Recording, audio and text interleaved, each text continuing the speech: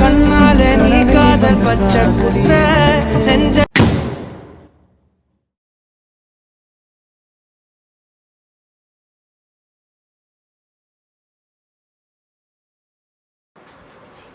Hi, hello friends, welcome to my channel VK Studio. இப்போ நம்ம இந்த வீடியோவில் என்ன பார்க்க போகிறோம்னா, நீங்கள் தெம்ப்ளைன் அண்ட் ப்ரிவியூவில் பார்த்துருப்பீங்க. அந்த ரெண்டு வீடியோ எப்படி எடிட் பண்ணுறது அப்படிங்கிறத இந்த வீடியோவில் பார்க்க போகிறோம். இந்த வீடியோ முக்கியமாக எதுக்குன்னா, அந்த மாதிரி அந்த காலேஜ் மாதிரி அந்த ஃபோட்டோ எப்படி எடிட் பண்ணுறது அப்படிங்கிறத இந்த வீடியோ வந்து நிறைய பேருக்கு தெரியாது. அதுக்காக தான் இந்த வீடியோ வந்து ரெடி பண்ணியிருக்கேன். மற்றது அந்த பிளேயரு அதுக்கப்புறம் ரிலீக்ஸ் வர்றது எல்லாத்துக்கும் ரெகுலராக தெரியும். நான் அந்த ஃபோட்டோ மட்டும் எப்படி எடிட் பண்ணுறது, அந்த காலேஜ் மாதிரி ஃபோட்டோ எப்படி எடிட் பண்ணுறது அப்படிங்கிறத நான் சொல்லிடுறேன். ஸோ நீங்கள் வீடியோ ஃபுல்லாக ஸ்கிப் பண்ணாமல் பாருங்கள். இதுக்கு தேவையான ஆப் வந்து இன்ஷாட், அதுக்கப்புறம் பேக்ரவுண்ட் எரேசர், அந்த மாதிரி நிறைய ஆப் இருக்குது. அதோட எல்லாரோட லிங்க்கும் கீழே டிஸ்கிரிப்ஷனில் தரேன். நீங்கள் செக் பண்ணி பார்த்துட்டு யூஸ் பண்ணிக்கோங்க. அப்படி இன்ஷாட் நான் யூஸ் பண்ணுற வெர்ஷன் வேணும்னா நீங்கள் டெலிகிராமில் வந்து என்னை காண்டாக்ட் பண்ணுங்கள். கண்டிப்பாக நான் உங்களுக்கு இன்ஷாட் ப்ரோ வெர்ஷன் லிங்க் தரேன். அதுக்கப்புறம் டிஸ்கிரிப்ஷன்லேயே நான் லிங்க் பேஸ்ட் பண்ணியிருக்கேன். அதை காப்பி பண்ணி நீங்கள் யூஸ் பண்ணுற ப்ரௌசரில் பேஸ்ட் பண்ணி நீங்கள் டவுன்லோட் பண்ணிக்கோங்க. இப்போ வந்து நம்ம எப்படி டவுன்லோட் பண்ணுறது, அதாவது ஃபஸ்ட்டு இந்த வீடியோ எடிட் பண்ணணும்னா நம்ம ஃபஸ்ட்டு இமேஜ் டவுன்லோட் பண்ணணும். அந்த மாதிரி இமேஜ் 4K இமேஜ் எப்படி டவுன்லோட் பண்ணுறது அப்படிங்கிறத நான் ஃபஸ்ட்டு சொல்லிடுறேன். இதுக்கு தேவையான ஆப் இமேஜ் சர்ச் மேன். நான் இமேஜ் சர்ச் மேன் தான் நான் யூஸ் பண்ணிகிட்ருக்கேன் இமேஜ் டவுன்லோட் பண்ணுறதுக்கு. ஸோ நீங்கள் அந்த இமேஜ் சர்ச் மேன் ஆப்பை இன்ஸ்டால் பண்ணி ஓப்பன் பண்ணிக்கோங்க. நீங்கள் இமேஜ் சர்ச் மேன் ஓப்பன் பண்ணிவிட்டு உங்களுக்கு தேவையான மூவி நேம் டைப் பண்ணிவிட்டு 4K வால்பேப்பர் அப்படின்னு சொல்லி சர்ச் பண்ணிக்கோங்க. சர்ச் பண்ணதுக்கப்புறம் இதில் நிறைய இமேஜ் வரும். இதில் உங்களுக்கு தேவையான இமேஜை செலக்ட் பண்ணிவிட்டு கீழே பார்த்தீங்கன்னா அதுக்கு ரிலேட்டடாக இமேஜும் வரும். இந்த இமேஜை வந்து நீங்கள் 4 இமேஜ் ஃபஸ்ட்டு டவுன்லோட் பண்ணிக்கோங்க. 4 இதே மாதிரி இமேஜ் 4 டிஃப்ரெண்ட்டாக டவுன்லோட் பண்ணிக்கோங்க. ஏன்னா நம்ம காலேஜ் போட போகிறோம். அதுக்கப்புறம் கீழே பார்த்தீங்கன்னா டவுன்லோட் சிம்பிள் இருக்கும். அந்த டவுன்லோட் சிம்பிள் கொடுத்தீங்கன்னா ஆட்டோமேட்டிக்காக உங்கள் கேலரிக்கு சேவ் ஆயிரும். நான் முன்னாடியே கேலரியில் வந்து சேவ் பண்ணியிருக்கேன், அதனால் திருப்பி நான் டவுன்லோட் பண்ணல. இப்போ நான் வந்து அடுத்தது எப்படி எடிட் பண்ணுறது அப்படிங்கிறத சொல்லிடுறேன். இந்த இமேஜ் நீங்கள் 4 டவுன்லோட் பண்ணதுக்கப்புறம் பேக்ரவுண்ட் எரேசர் ஆப் யூஸ் பண்ணிக்கோங்க. அதாவது இன்ஸ்டால் பண்ணி ஓப்பன் பண்ணிக்கோங்க. அதில் ஓப்பன் பண்ணவே லோடியோ ஃபோட்டோ அப்படின்னு இருக்கும். அதை கொடுத்தீங்கன்னா உங்கள் கேலரிக்கு ஆட்டோமேட்டிக்காக போயிடும். அதில் வந்து நீங்கள் இப்போ 4 இமேஜ் டவுன்லோட் பண்ணியிருப்பீங்களா, அதில் ஏதாவது ஒரு இமேஜை செலக்ட் பண்ணிக்கோங்க. இப்போ நான் இந்த இமேஜ் செலக்ட் பண்ணுறேன். இதில் சைடில் பார்த்தீங்கன்னா அதெல்லாம் தேவையில்லாது, ஏன்னா நம்ம அவங்கள மட்டும்தானே கட் பண்ண போகிறோம். அதனால் அதை மட்டும் க்ராப் பண்ணிவிட்டு மேலே டிக் பண்ணிக்கிறேன். டிக் பண்ணதுக்கப்புறம் சுற்றி தேவையில்லாத வந்து நம்ம ரிமூவ் பண்ணணும். அதில் ஆட்டோ அப்படிங்கிறது பார்த்திங்கன்னா ஒரு கலர், அதாவது ஏதோ ஒரு கலர் மேலே வச்சிங்கன்னா அது அப்படியே ஃபுல்லாக ரிமூவ் ஆயிரும். மேஜிக் அப்படின்றத நம்ம எங்கெங்கே மூவ் பண்ணுறோமோ அதில் அப்படியே கொஞ்சம் அப்படியே கட் ஆகிட்டே வந்துடும். இது மேஜிக். அடுத்தது வந்து பார்த்திங்கன்னா ஒரு நிமிஷம், அவ்வளோதான். இது வந்து நம்ம முடிஞ்சிருச்சு. அடுத்தது மேனுவல் அப்படின்றது நம்ம மேனுவலாக எரேஸ் பண்ணுறது. அடுத்தது ரிப்பேர் அப்படின்றது உங்களுக்கு ஏதாவது போயிடுச்சுன்னா திருப்பி அதை கொண்டு வைக்கிற, அதாவது இப்போ தேவையில்லாத ரிமூவ் ஆயிடுச்சுன்னா கொண்டு வரது தான் ரிப்பேர் அப்படின்றது. இப்போ இந்த மாதிரி கரெக்டாக நீங்கள் ஜூம் பண்ணி எடிட் பண்ணிக்கோங்க. எடிட் பண்ணிவிட்டு அடுத்த மேலே டன் அப்படின்னு இருக்கும். அந்த டன் அப்படிங்கிறத கொடுத்தீங்கன்னா இந்த மாதிரி வந்துடும். இந்த மாதிரி வந்ததுக்கப்புறம் உங்களுக்கு ஸ்மூத் வந்து எவ்வளோ வேணுமோ அவ்வளோ வச்சுக்கோங்க. நான் இப்போ எக்ஸாம்பிளுக்கு 3 வச்சுக்கிறேன். அதுக்கப்புறம் இந்த இடத்துல பார்த்திங்கன்னா நம்மளுக்கு ப்ளூ கலர் தெரியுது. அப்போ பேக்ரவுண்டு ப்ளூ கலர் வச்சா தான் இதுக்கு கரெக்டாக மேட்ச் ஆகும். அதனால் இந்த இமேஜை சேவ் பண்ணிக்கோங்க. இந்த இடத்துல நான் சொல்லிடுறேன் பேக்ரவுண்ட் வந்து ப்ளூ கலரில் வேணும்னு. அதுக்கப்புறம் ஃபினிஷ் கொடுத்துருங்க. அடுத்து நான் ஒரு பேக்ரவுண்டு கலர் ப்ளூ கலர் வேணும் அப்படின்னு சொல்லியிருந்தேன்ல, அதுக்காக நம்ம பிக்சல்லாப் ஓப்பன் பண்ணிக்கிறோம். ஓப்பன் பண்ணதுக்கப்புறம் இன்டர்ஃபேஸ் இப்படி தானே இருக்கும். இதில் கீழே இருக்கிற 4th ஆப்ஷன்ஸ்குள்ளே போயிட்டு கலருக்குள்ளே போயிட்டு அந்த ப்ளூ கலர் மாதிரி நீங்கள் கலர் கொடுத்துக்கோங்க. இப்போ இந்த கலரே கரெக்டாக இருக்கும். ப்ளூ கலர் மாதிரி கொடுத்துட்டு டெக்ஸ்ட்டை டெலீட் பண்ணிவிட்டு இந்த இமேஜை நீங்கள் சேவ் பண்ணிக்கோங்க.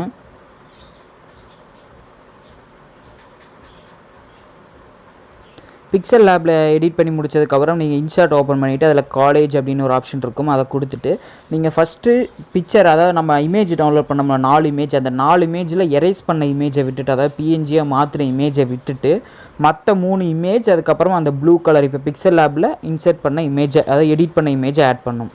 ஸோ இந்த மாதிரி மற்ற 3 இமேஜ், அதுக்கப்புறம் இதில் இப்போ பிக்சல்லாப்பில் எடிட் பண்ண இந்த இமேஜ் ஆட் பண்ணிவிட்டு லேஅவுட் ஆப்ஷன்ஸ்குள்ளே போயிட்டு கீழே கொஞ்சம் ஸ்க்ரோல் பண்ணிவிட்டு வந்தீங்கன்னா லைனாக வர மாதிரி ஒரு லேஅவுட் இருக்கும். அதை செலக்ட் பண்ணிக்கோங்க. செலக்ட் பண்ணிவிட்டு கேன்வாஸ் அப்படின்ற ரேஷியோ செலக்ட் பண்ணிவிட்டு 2:1 வச்சுக்கோங்க. வச்சதுக்கப்புறம் இப்போ இந்த ப்ளூ கலர் உங்களுக்கு எந்த இடத்துல வேணுமோ அந்த இடத்துல வேணும்னு நினைக்கிறீங்களோ அந்த இடத்துல லாங் ப்ரெஸ் பண்ணி கொண்டு போய் வச்சுருங்க. அதுக்கப்புறம் ஏதாவது இமேஜில் சுற்றி பிளாக் கலர் வர மாதிரி இருந்துச்சுன்னா அந்த இமேஜ் செலக்ட் பண்ணிவிட்டு உங்கள் 2 ஃபிங்கரை வச்சு ஜூம் இன் பண்ணிக்கோங்க. அவ்வளோதான். இது வந்து லேஅவுட்டு நம்ம செட் பண்ணியாச்சு. நான் இதை பிஎன்ஜி இன்செர்ட் பண்ணிவிட்டேன், அதனால் பேக்ரவுண்டு ஒயிட்டாக இருக்குது. இப்போ சேஞ்ச் பண்ணுறதா இருந்தால் நம்ம இதை அப்படியே டெலீட் பண்ணிவிட்டு வேறு ஒன்று ஆட் பண்ணிக்கலாம். திருப்பி டெலீட் பண்ணிவிட்டு கேலரி அப்படின்னு சொல்லி கீழே இருக்கலாம், அதுக்குள்ளே போயிட்டு வேறு இமேஜ் ஆட் பண்ணிக்கலாம். இப்போ நான் திருப்பி வேறு இமேஜ் ஆட் பண்ணிவிட்டு திருப்பி லேஅவுட்குள்ளே போயிட்டு ஸ்டைல் மாற்றிக்கலாம். அதோ லைனாக வர மாதிரி வச்சுக்கலாம். வச்சதுக்கப்புறம் இப்போ நம்ம கரெக்டாக வந்துருச்சு பாருங்கள். அவ்வளோதான். இப்போ வச்சதுக்கப்புறம் கீழே ஸ்டிக்கர் அப்படின்னு ஒரு ஆப்ஷன் இருக்குது பார்த்தீங்களா, அந்த ஸ்டிக்கர் ஆப்ஷன்ஸ்குள்ளே போயிட்டு ஃபஸ்ட்டு ஒரு இமேஜ் மாதிரி ஒரு லோகோ இருக்கும். அந்த இமேஜை கொடுத்தீங்கன்னா நம்ம அதாவது ஸ்டிக்கராக நம்ம கேலரியிலேருந்து எடுத்துக்கலாம். அதுக்காக திருப்பி அந்த ஒரு ப்ளஸ் சிம்பிள் மாதிரி இருக்கும், அதை கொடுத்தீங்கன்னா டைரெக்டாக உங்கள் கேலரிக்கு போகும். போனதுக்கப்புறம் நீங்கள் இப்போ எரேசர் ஆப்பில் கட் பண்ணதை வந்து இதில் ஆட் பண்ணிக்கோங்க. இதுதான் இப்போ நம்ம ஆட் பண்ண ஸ்டிக்கர். இதை கரெக்டாக பார்த்து எந்த இடத்துல வேணுமோ அப்படி உங்களுக்கு சைஸ் ரீசைஸ் பண்ணிவிட்டு கரெக்டாக பார்த்து ஆட் பண்ணிக்கோங்க. ஆட் பண்ணிவிட்டு கீழே டிக் பண்ணிட்டீங்கன்னா இந்த மாதிரி இமேஜ் ஆட் ஆயிரும். இந்த ப்ளூ கலர் இருக்குல்ல, இந்த இடத்துல உங்களுக்கு என்ன வேணுமோ ஆட் பண்ணிக்கலாம். இப்போ ப்ரிவியூவில் பார்க்குற மாதிரி இப்போ சைடில் ப்ளே ஆகுது பாருங்கள். இப்போ ப்ளே ஆகிறது வந்து மியூசிக் பிளேயர் மாதிரி. இந்த மாதிரி மியூசிக் பிளேயர் மாதிரி உங்களுக்கு வேணும் அப்படின்னு நினச்சிங்கன்னா கீழே டவுன்லோடு லிங்க் அப்படின்னு சொல்லி கொடுத்துருப்பேன்ல, அது கீழே பார்த்தீங்கன்னா how to use music player Pixellap preset அப்படின்னு சொல்லி கொடுத்துருப்பேன். இந்த பிளேயருக்கு வந்து நான் ப்ரீசெட்டாகவே முன்னாடியே ஒரு வீடியோ போட்டிருக்கேன். அந்த வீடியோ லிங்க் இருக்குது, அதுக்குள்ளே போய் பார்த்தீங்கன்னா உங்களுக்கு அந்த பிளேயர் மாதிரி எப்படி எடிட் பண்ணுறது அப்படிங்கிறதுக்கு உங்களுக்கு ஃபுல் டீட்டெயிலாக தெரிஞ்சிடும். அதுக்கப்புறம் இது வந்து பிளேயர் மாதிரி எடிட் பண்ணுறேன். அடுத்தது வந்து ரிலிக்ஸ். இது ஆட்டோமேட்டிக்காக எல்லாத்துக்குமே தெரியும். நீங்கள் ரிலிக்ஸ் ஆட் பண்ணிவிட்டு நம்ம சேனல்லையே நிறையா டெக்ஸ்ட் எஃபெக்ட் வந்து நம்ம போட்டிருக்கோம், எக்ஸ்எம்எல்லாக கொடுத்துருக்கோம். அதோட லிங்க்கு கூட டிஸ்கிரிப்ஷனில் இருக்குது. அதாவது allied motion text effect video 1, 2, 3 அப்படின்னு சொல்லி கொடுத்துருக்கேன். அதில் போய் நீங்கள் உங்களுக்கு பிடிச்ச எஃபெக்ட் இம்போர்ட் பண்ணிவிட்டு அந்த எஃபெக்டை காப்பி பண்ணி இதில் பேஸ்ட் பண்ணிட்டீங்கன்னா வேலை முடிஞ்சிச்சு. இவ்வளோதான். இதில் வந்து இது வந்து நீங்கள் டேரெக்டாக இதாவது சேவ் அப்படின்னு சொல்லி கொடுத்துட்டு அலைட் மோஷனில் எடிட் பண்ணிக்கோங்க. அவ்வளோதான். அலைட் மோஷன் ரேஷியோ நான் சொல்லிடுறேன். இப்போ இந்த இமேஜை சேவ் பண்ணிவிட்டேன். சேவ் பண்ணிவிட்டு இப்போ full screen allied motion ratio சொல்கிறேன். அலைட் மோஷன் ஓப்பன் பண்ண கீழே இருக்கிற ப்ளஸ் சிம்பிள் கொடுத்து லாஸ்ட்டாக ஒரு பென்சில் மாதிரி இருக்கும்ல, அதை கொடுத்துட்டு 1080x2340 இதை கொடுத்துட்டு தேவையான ஃப்ரேம் ரேட் பேக்ரவுண்டு கலர் எல்லாம் சூஸ் பண்ணிவிட்டு க்ரியேட் ப்ராஜெக்ட்னு சொல்லி கொடுத்துருங்க. கொடுத்ததுக்கப்புறம் இப்போ நம்ம இன்ஷாட்டில் எடிட் பண்ண இமேஜ் வந்து இதில் ஆட் பண்ணிக்கோங்க.